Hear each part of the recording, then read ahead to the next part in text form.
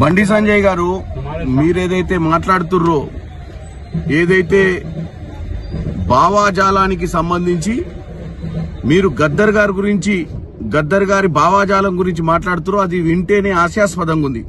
మీరు ఒక క్యాబినెట్ మినిస్టరా కార్పొరేటరా? మీరు ఎందుకంటే మీరు అధికారంలో ఉంటే బీజేపీ భావాజాలం ఉన్న వాళ్లకు, రైట్ వింగ్ భావాజాలం ఉన్న వాళ్ళకే మేము పద్మ అవార్డులు ఇస్తామని చెప్పినట్టుగా ఉంది.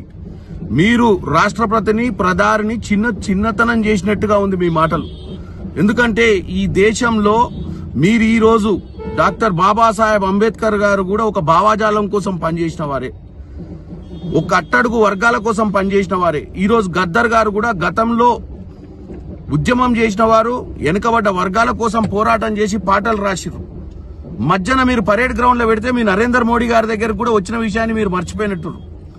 అంటే ఈ విషయం చూస్తే రానున్న రోజులలో భారతదేశంలో బీజేపీ పాట పాడిన వారు, బీజేపీ వంతు పలికిన వారికే అన్ని వస్తాయని చెప్పినట్టుగా ఉంది మీరు. కాబట్టి దయచేసి మీ మాటలు విత్డ్రా చేసుకోవాలి. ఈ దేశంలోనే కాదు ప్రపంచంలోనే ఒక రైట్ వింగ్, లెఫ్ట్ వింగ్ భావాజాలం ఉంటది. ప్రతి దగ్గర అధికారం మారుతూ ఉంటది. కానీ ఈ అవార్డులు అనేది నిష్పక్షపాతంగా ఇవ్వాల్సినటువంటి ఆ పరిస్థితి ఉంటది.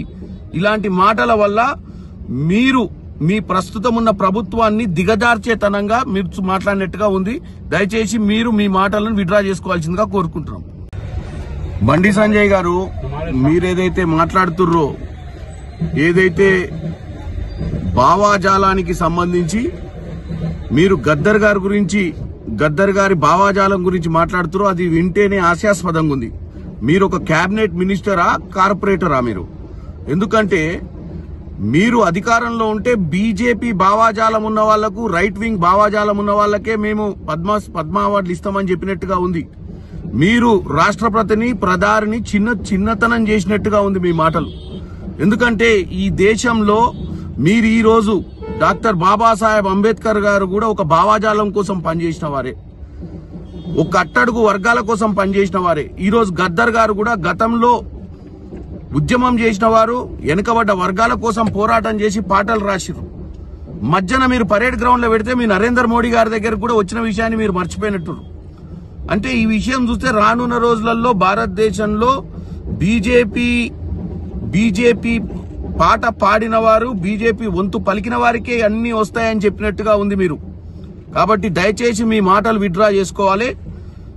ఈ దేశంలోనే కాదు ప్రపంచంలోనే ఒక రైట్ వింగ్, లెఫ్ట్ వింగ్ భావాజాలం ఉంటది. ప్రతి దగ్గర అధికారం మారుతూ ఉంటది. కానీ ఈ అవార్డులు అనేది నిష్పక్షపాతంగా ఇవ్వాల్సినటువంటి ఆ పరిస్థితి ఉంటది.